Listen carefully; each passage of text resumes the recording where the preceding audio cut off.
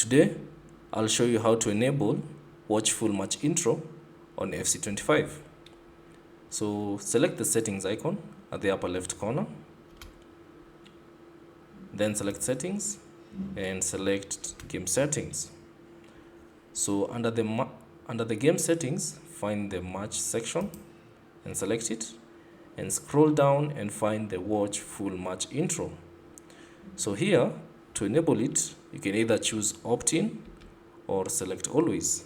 So if you choose opt-in, whenever you start a match, you'll be prompted if you want to watch the full match intro or not.